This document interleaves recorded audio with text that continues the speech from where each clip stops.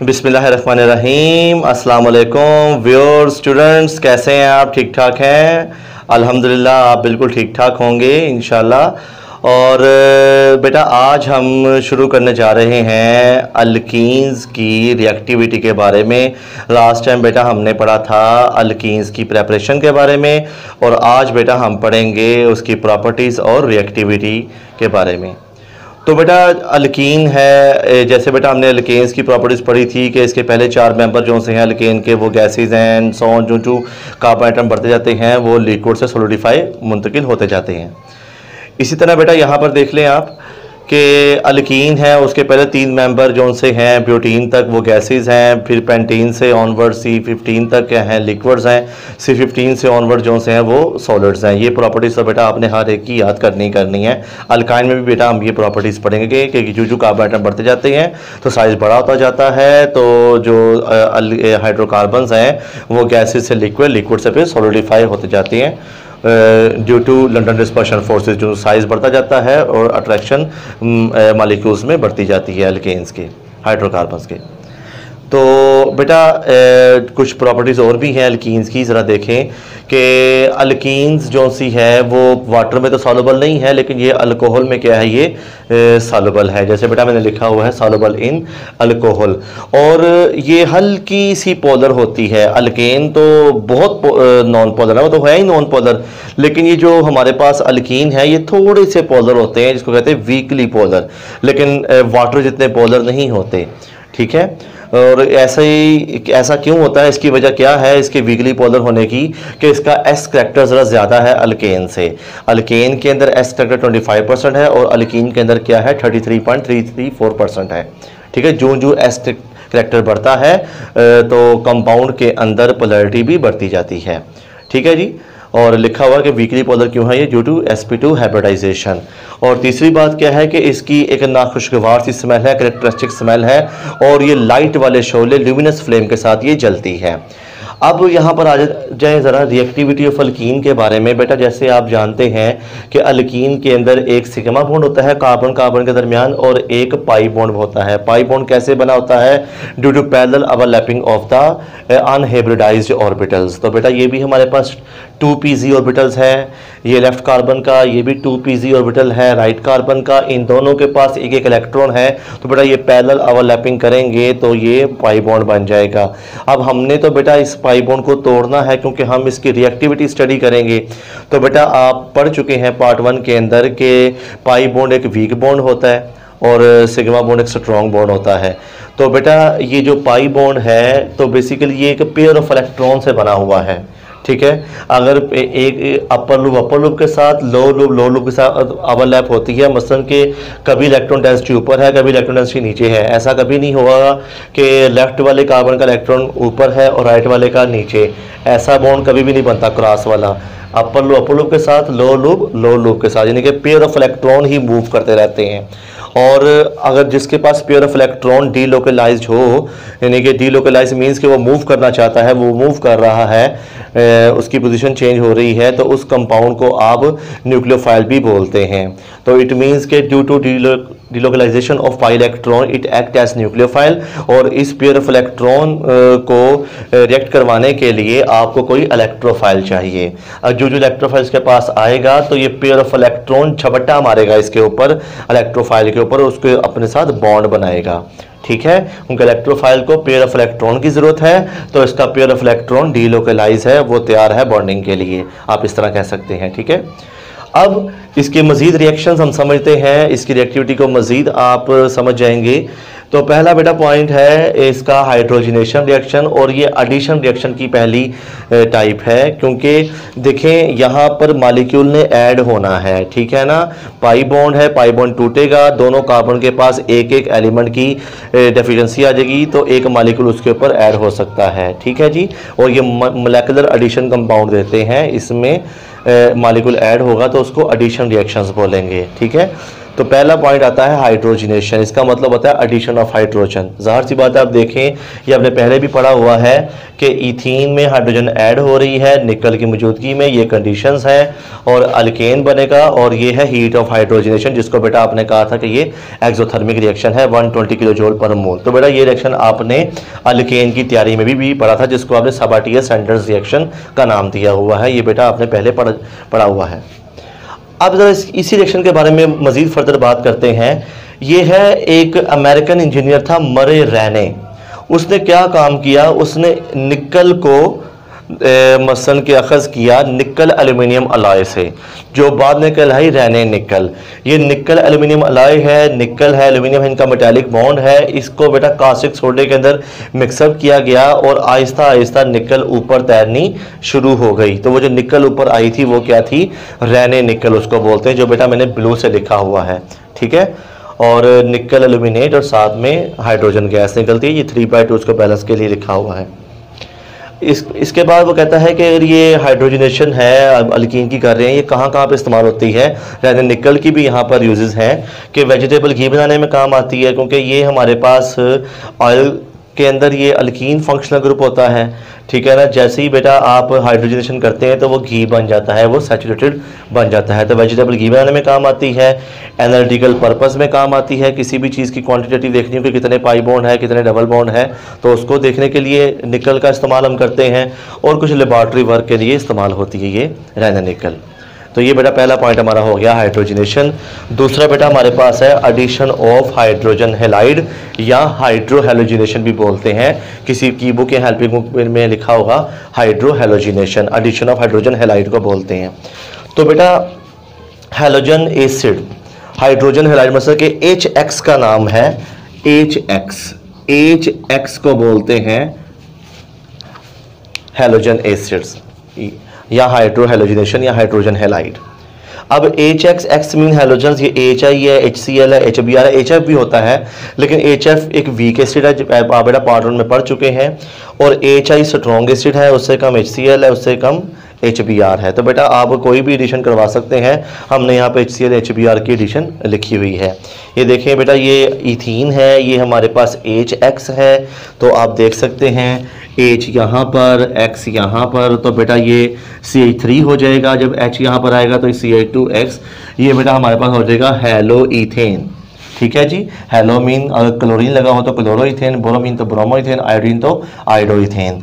Next step में बेटा मैंने HCl की एडिशन करवाई हुई है, H यहाँ पर, क्लोरीन यहाँ पर, ठीक है। तो ये बेटा हमारे पास क्लोरोइथेन बन जाएगा या इथाइल क्लोराइड बन जाएगा, सिंपल सा रिएक्शन है। अच्छा बेटा इसके अंदर एक और चीज़ भी बेटा हम पढ़ते हैं। अब ज़रा यहाँ पर देखें कि ये इथीन है हमारे पास, ठीक है ना।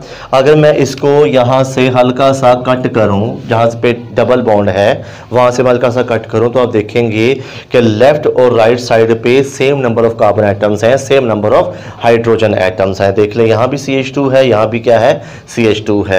अगर किसी अल्कीन में इस तरह का काम हो तो उसको बोलते हैं सिमेट्रिकल अल्कीन, ठीक है जी। सिमेट्रिकल अल्कीन में जब आप हाइड्रोहेलोजिनेशन करते हैं तो आप H को जहाँ मर्जी लगा दें, ब्रोमीन को जहाँ मर्जी लगा दें, वरना बेटा हमारे पास ये क्लोरीन लगाते हैं तो ये क्लोरोइथेन ही बनेगा, ठीक है जी। अगर आप क्लोरीन को यहाँ पर अटैच कर लें फिर भी क्लोरोइथेन है, क्लोरीन को यहाँ अटैच कर लें फिर भी क्लोरोइथेन है। यानी कि सिमेट्रिकल अल्कीन के अंदर ऐसी कोई भी प्रॉब्लम आपको नहीं पेश आएगी कि क्लोरीन को कहाँ अटैच करें और हाइड्रोजन को ना कहाँ अटैच करें। अब हमारे पास ये जो चीज़ है, ये प्रोपीन है हमारे पास, ये अनसिमेट्रिकल है, क्योंकि जैसे आप जहाँ पे डबल बॉन्ड है उसको कट करते हैं तो एक साइड पे 2 कार्बन है, एक साइड पे 1 कार्बन है, तो ये सिमेट्रिकल तो नहीं है, ये क्या है अनसिमेट्रिकल है, ठीक है। अब ये HBr है, ये जो रिएजेंट है ये भी अनसिमेट्रिकल होता है। हालांकि अभी आपने H2 पढ़ा था, ये H2, इसको H को अगर मैं ऐसे कर दूं, ठीक है ना, H2 को, तो इसको अगर मैं सेंटर से कट करूं तो ये सिमेट्रिकल रिएजेंट है, ठीक है ना।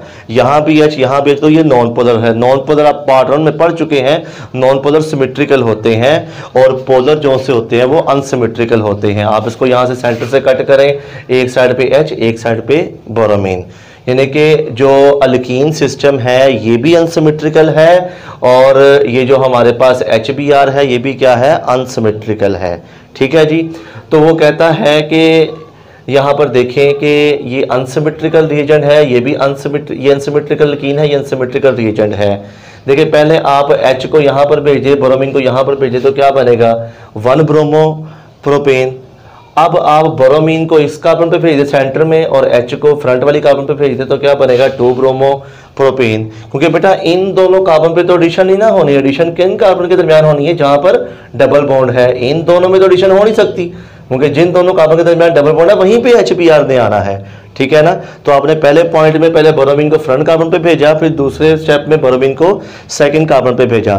तो बेटा हम तो कंफ्यूज हो गए कि बनेगा क्या 1 ब्रोमो प्रोपेन बनेगा कि 2 ब्रोमो प्रोपेन बनेगा। थोड़ा इसकी कन्फ्यूजन किसने दूर की है, मार्कोवनी कब्ज रूल ने दूर की है। मार्कोवनी कब्ज रूल हमें कहता है कि when an unsymmetrical reagent is added to an unsymmetrical system, कहता है कि कोई अनसिमेट्रिकल रिएजेंट जो सा है वो अटैक करता है अनसिमेट्रिकल रिएजेंट पे। तो कहता है क्या होता है जब अटैक करता है, the negative part of the reagent, the negative part of the reagent will go to that carbon which has least or less number of the hydrogen atom। बेटा ये हमारे पास स्लाइड पॉजिटिव, ये हमारे पास स्लाइड नेगेटिव। कहता है कि जब भी अनसिमेट्रिकल सिस्टम के ऊपर अनसिमेट्रिकल रिएजेंट आएगा तो negative part goes to that carbon which has least और less number of the hydrogen atom. तो कहता है कि नेगेटिव पार्ट कहाँ जाएगा, उस कार्बन के पास जिसके पास क्या है कम हाइड्रोजन है। देखिए इस कार्बन के पास 2 हाइड्रोजन है, इस कार्बन के पास 1 हाइड्रोजन है, ठीक है ना। क्योंकि इन दोनों कार्बन के दरमियान एडिशन होनी है तो इन दोनों कार्बन का ही हमने कंपैरिजन करना है किसके पास कम किसके पास ज्यादा हाइड्रोजन है। तो ये जो सेंटर वाली कार्बन है इसके पास क्या है कम हाइड्रोजन, तो नेगेटिव पार्ट उस कार्बन के पास जाएगा जिसके पास क्या होगी कम हाइड्रोजन। तो ये जो हमारे पास है ये हमारे पास माइनर प्रोडक्ट है और ये 2 ब्रोमो वाली क्या है होगी हमारे पास मेजर प्रोडक्ट होगी, ठीक है जी। तो ये बेटा हमारे पास अनसिमेट्रिकल एल्कीन के ऊपर एडिशन आ गई HX की। आगे बेटा मैकेनिज्म है इसका, मैकेनिज्म देख लें कि ये HX है, पहले अपना प्रोटॉन लॉस करेगा, ठीक हो गया। अब प्रोटॉन क्या है एक इलेक्ट्रोफाइल है, ठीक है जी। जैसे ही एल्कीन के पास आएगा तो इसके पाई इलेक्ट्रॉन्स के ऊपर झपट्टा मारेंगे, इसको अटैक करने की कोशिश करेंगे। तो ये बेटा इसने H ऐड कर लिया, ठीक है जी। क्योंकि ज़ाहिर सी बात है कि ये इस कार्बन का इलेक्ट्रॉन था, यहाँ पर देख लें ये था हमारे पास पाई इलेक्ट्रॉन्स, ये पाई इलेक्ट्रॉन्स थे। अब ये दोनों इलेक्ट्रॉन जो से इस कार्बन के पास आ गए हैं, मींस के इस तरह का काम हो गया है कुछ ये, ठीक है जी। तो इस कार्बन को इलेक्ट्रॉन दे दिया अपना, तो ये पॉजिटिव हो जाएगा, तो ये नेगेटिव हो जाएगी, तो ये ऑलरेडी पॉजिटिव है तो ये नेगेटिव जोन सा है इसके ऊपर अटैक कर लेगा, ठीक है जी। तो H अटैच हो गया इसके साथ, ठीक है ना। ये पॉजिटिविटी ये कार्बोकैटाइन बन गया और हमारे पास रिएक्शन मिक्सचर के अंदर X नेगेटिव भी है, हैलाइड भी है, तो ये इजीली इसके ऊपर अटैक कर लेगा, ठीक है ना। उसको डायरेक्शन मिल रही है तो ये HX की एडिशन हो जाएगी। इसके बाद है जी एडिशन ऑफ सल्फ्यूरिक एसिड, ये भी ज़रा देख लें बेटा आप। ये H2SO4 है बेटा, ये भी H2SO4, ये H, ये H, H2SO4, ये SO3 है, एक O पीछे है। तो यहाँ पर अगर आप देखें तो ये स्लाइड पॉजिटिव, ये स्लाइड नेगेटिव, ठीक है। ये सिमेट्रिकल एल्कीन है, ठीक है ना। अगर अनसिमेट्रिकल होती तो नेगेटिव पार्ट कहाँ जाता, जैसे बेटा हमने ऊपर देखा है। तो ये सिमेट्रिकल है, जहाँ मर्जी नेगेटिव पार्ट को भेज दें आप। तो ये बेटा H यहाँ पर चला गया और O यहाँ पर बाइसल्फेट आयन दूसरी कार्बन के साथ लग गया, तो ये CH3 बन जाएगा। CH2 के साथ क्या लग जाएगा बाइसल्फेट आयन। बिल्कुल बाइसल्फेट आयन के अंदर बेटा आप क्या करेंगे वाटर की एडिशन करेंगे। तो बेटा ये देखें ये हमारे पास दोबारा फिर क्या बन जाएगा सल्फ्यूरिक एसिड, और जहाँ से ये बाइसल्फेट गया है वहाँ बेटा OH लग जाएगा, तो क्या बन जाएगा इथाइल अल्कोहल। तो बेसिकली एंड पर वो कहता है कि ये एक सिंपली हाइड्रेशन रिएक्शंस हैं। हाइड्रेशन से मुराद क्या होता है एडिशन ऑफ वाटर, ये सिंपली हाइड्रेशन रिएक्शन है। कैसे, अगर आप इन दोनों इक्वेशंस को ऐड करें तो ये वाली इक्वेशन ऐड आपके पास आती है कि ये बाइसल्फेट आयन वाले से इथाइल बाइसल्फेट से कट गया, ये सल्फ्यूरिक एसिड से कट गया, तो हमारे पास बचा क्या ethene plus water to give rise ethyl alcohol, ethene plus water to give rise ethyl alcohol. बेटा हमारे पास बचता ही यही है। क्लियर जी। तो बेटा हमारे 3 रिएक्शंस हो गए हैं, एक हमारे पास है हाइड्रोजनेशन, दूसरा हाइड्रोहाइड्रोजनेशन या एडिशन ऑफ हाइड्रोजन हैलाइड, और तीसरा बेटा हमारे पास एडिशन ऑफ सल्फ्यूरिक एसिड। जी बेटा, अब हमारा नेक्स्ट पॉइंट है एडिशन ऑफ हैलोजेंस। हैलोजेंस का एडिशन होना, ऐड होना अल्कीन के ऊपर। तो बेटा हैलोजेंस हमारे पास क्लोरीन ऐड होगी तो क्लोरीनेशन, फ्लोरीन ऐड होगी तो फ्लोरीनेशन, ब्रोमिनेशन, आयोडोनेशन। लेकिन बेटा हम मॉडरेट रेट के लिए हम क्लोरीनेशन या ब्रोमिनेशन ही करते हैं। तो बेटा जब हम क्लोरीन ऐड करेंगे, ठीक है, यहाँ पे अगर Cl2 लिखा हो तो विसिनल डाइक्लोराइड बन जाएगा कि एक क्लोरीन यहाँ पर, एक क्लोरीन यहाँ पर। और अगर ब्रोमीन लिखा होता है तो एक ब्रोमीन आप देख लें कि Br2 है, एक ब्रोमीन यहाँ पर, एक ब्रोमीन यहाँ पर आ जाएगा। ठीक है ना, ये सिंपल जैसे बेटा पहले कर चुके हैं। तो ये बन जाएगा विसिनल डाइब्रोमाइड। विसिनल बेटा मैं पहले बता चुका हूँ, विसिनल होता क्या है। विसिनल मतलब क्या होता है कि दो कंसेक्टिव कार्बन के साथ एक एक हैलोजन लगा हो तो उसको विसिनल हैलाइड्स बोलते हैं। इसका सेकंड नेम होगा 1,2 डाइब्रोमो इथेन। सिंपल बेटा आप कर चुके हैं, ठीक है ना, करते भी हैं आप। तो बेटा इसका ये जो बोरोमीन जब ऐड होता है CCl4 की मौजूदगी में, इसका एक टेस्ट मशहूर है, उसको बोलते हैं बोरोमीन वाटर टेस्ट। बोरोमीन वाटर होता है बोरोमीन प्लस CCl4, ये ब्राउन कलर का होता है। ठीक है जी, इसको बोलते हैं बोरोमीन वाटर। और जो हम टेस्ट करने जा रहे हैं उसको बोलेंगे बोरोमीन वाटर टेस्ट। करते कैसे हैं कि bromine water is brown in colour, used to identify the unsaturation in the given hydrocarbon by discharging brown colour. Means कि अगर हमारे पास अल्कीन सिस्टम है, ठीक है ना, तो आप उसके अंदर क्या डालेंगे, बोरोमीन वाटर डालेंगे। बोरोमीन वाटर ब्राउन कलर का होगा। जैसे ही आप बोरोमीन वाटर डालेंगे तो बोरोमीन वाटर जब अल्कीन के अंदर ऐड होगा तो वो बोरोमीन वाटर का कलर जो ब्राउन होगा वो डिस्चार्ज होना शुरू हो जाएगा। मींस के 1,2 डाइब्रोमो इथेन बननी शुरू हो जाएगी और ये कलरलेस होती है। ब्राउन कलर डाला अल्कीन के अंदर और वो ब्राउन कलर गायब हो गया। It means the given compound having unsaturation या हैविंग पाई बॉन्ड, यानी कि किसी भी कंपाउंड के अंदर पाई बॉन्ड या अनसैचुरेशन देखनी हो तो आप बोरोमीन वाटर का टेस्ट करते हैं। और ये टेस्ट बेटा अल्काइन भी देगा। अल्काइन के अंदर 2 पाई बॉन्ड होते हैं। ये टेस्ट बेटा हम वहां भी पढ़ेंगे। क्लियर? तो ये बेटा बोरोमीन वाटर टेस्ट होता है। इसका मैकेनिज्म देख लें बेटा। ये बोरोमीन एक बोरोमोनियम आयन बन गया, एक बन गया बोरोमाइड आयन, एक बन गया इलेक्ट्रोफाइल, एक बन गया न्यूक्लियोफाइल। तो बेटा पहले पता है आपको कि जो इलेक्ट्रोफाइल अटैक करेगा, तो बेटा ये बिल्कुल देखें, ये इसके पाई इलेक्ट्रॉन्स हैं और ये अटैक करेंगे बोरोमीन के पास। ठीक है जी, और ये एक साइक्लिक स्टेज आ जाएगी। अब जरा साइक्लिक स्टेज को समझें कि यहाँ पर मैं बयान करता हूँ कि जब आप यहाँ पर बोरोमीन को बोरोमीन अटैच हो जाती है तो यहाँ पर पॉजिटिव चार्ज आ जाता है। तो आप जानते हैं कि हैलोजेंस के पास लोन पेयर होते हैं। अब ये लोन पेयर जो सा है ये कार्बन की तरफ कोऑर्डिनेट कोवलेंट बॉन्ड बनाता है। ठीक है, क्योंकि कार्बन के ऊपर पॉजिटिव चार्ज है, इसका 2pz तो एम्प्टी हो जाता है। वैसे बेटा आपको पता है कि ये देखें आप, इसका 2pz, ये तो पाई इलेक्ट्रॉन चले गए यहाँ पर, तो ये इसका 2pz यहाँ पर क्या हो गया, एम्प्टी हो गया। इसके पास भी 2 इलेक्ट्रॉन आ सकते हैं। अब ये 2 कहाँ पर आएंगे, ये बोरोमीन यहाँ पर इसको डोनेट करेगा। तो बेटा ये साइक्लिक फॉर्म आ जाएगी। और जैसे ही बेटा फिर नेक्स्ट स्टेप पे बोरोमाइड आएगा तो वो जहाँ वो जिस मर्जी कार्बन पे अटैक कर ले तो बेटा फिर यहाँ से वो कोवलेंट बॉन्ड टूट जाता है। तो एक बोरोमीन यहाँ पर, एक बोरोमीन सेकंड कार्बन पर। और ये बेटा बोरोमीन ये ट्रांसफॉर्म में लगी हुई है। ट्रांस से मुराद ये है कि एक बोरोमीन नीचे, एक बोरोमीन ऊपर है, क्योंकि बोरोमीन का साइज बड़ा है। ठीक है, और ये दोनों एक दूसरे को रिपेल करते हैं, तो एक ऊपर एक नीचे डायरेक्ट हो जाता है। तो नेक्स्ट जो पॉइंट है बेटा हमारे पास लास्ट है एडिशन रिएक्शंस का, वो है addition of hypohalous acid. Hypohalous HOX, यहाँ पे HOF, HOBr, HOI भी आप कर सकते हैं जैसे दिल करता है।